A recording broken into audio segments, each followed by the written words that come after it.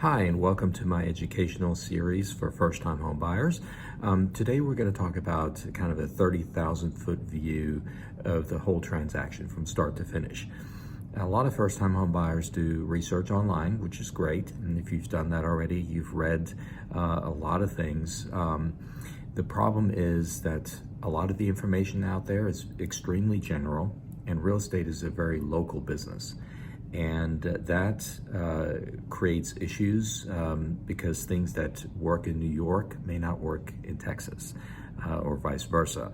And even things in Austin, Texas are different than in Dallas, Texas.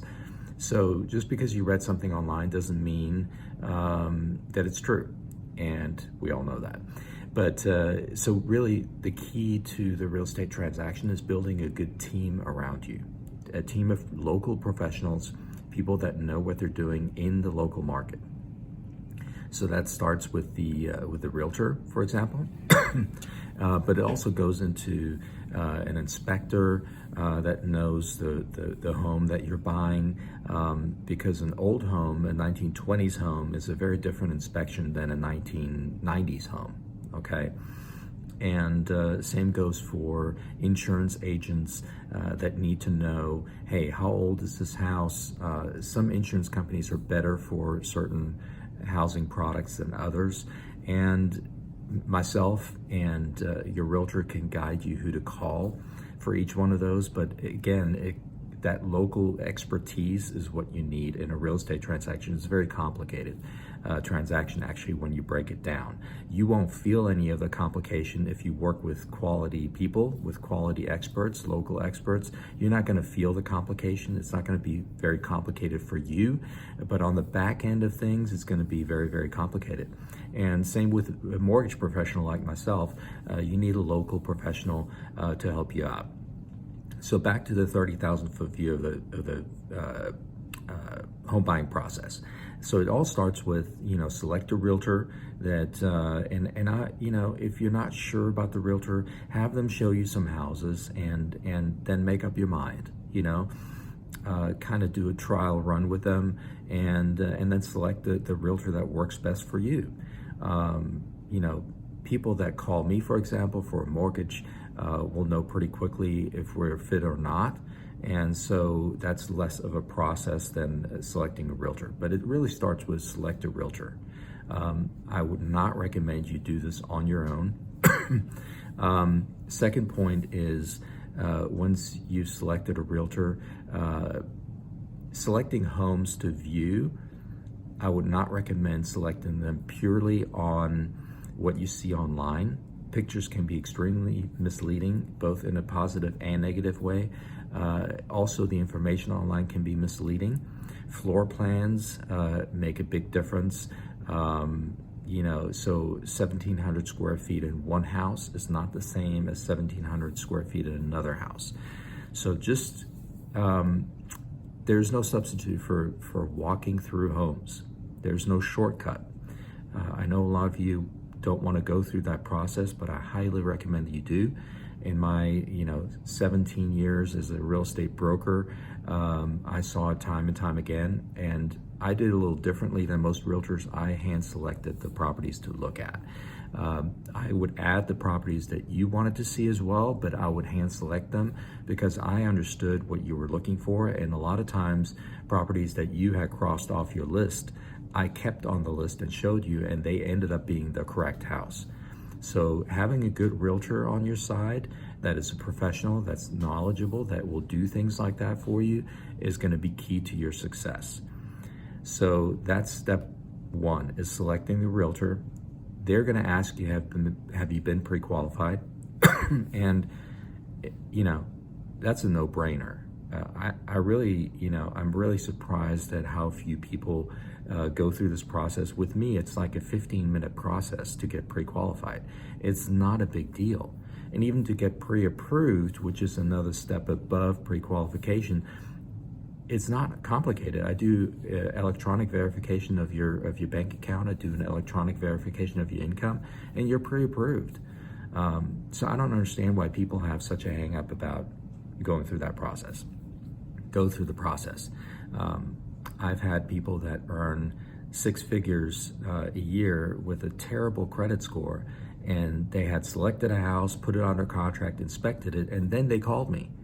And guess what? They couldn't qualify. So they went through all that effort because they kept saying, oh, we're fine, we make all this money, we're great, we're in great shape.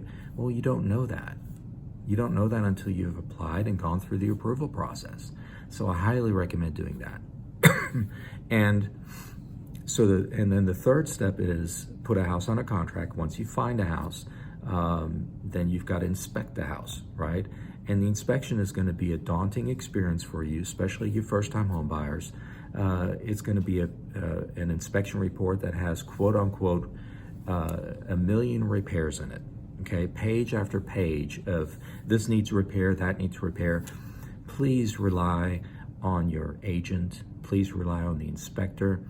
And a lot of repairs are not really repairs. A lot of repairs are repairs in quotation marks because they're not up to code.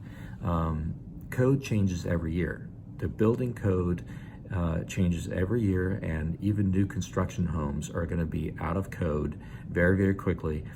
And so some of these repairs are not really repairs. Some of them are deferred maintenance. And they're still in work. The items that are being, quote unquote, put in the repair column are items that are still functioning, but they're going to need maintenance to keep functioning.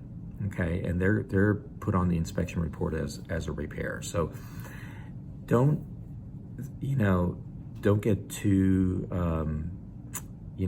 too freaked out by the inspection report, but go through it with your agent and listen to some reason. That agent has enough experience to tell you, hey, these are things we need to worry about.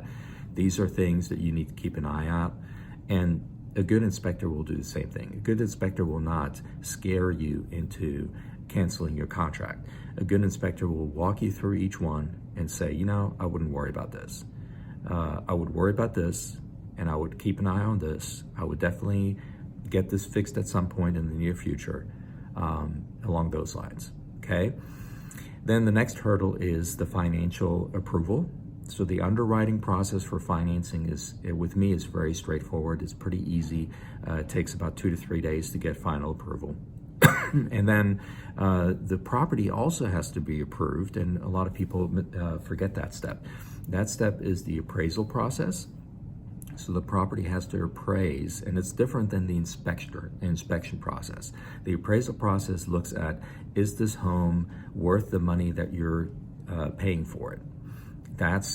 It's evaluating the property, making sure the valuation of the property is correct. That's the appraisal.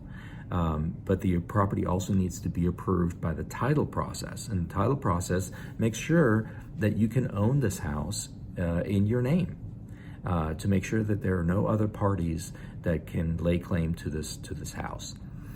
So, in recap,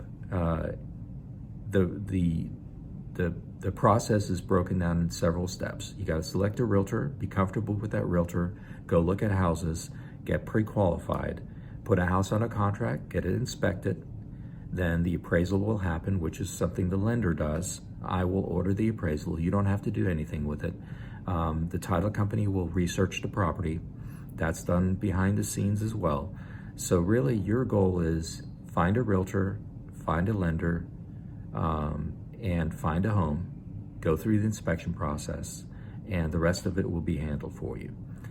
Again, this is a first-time homebuyer series that I have on here on YouTube, and go to the next segment here and watch the next videos. There's a ton of videos here.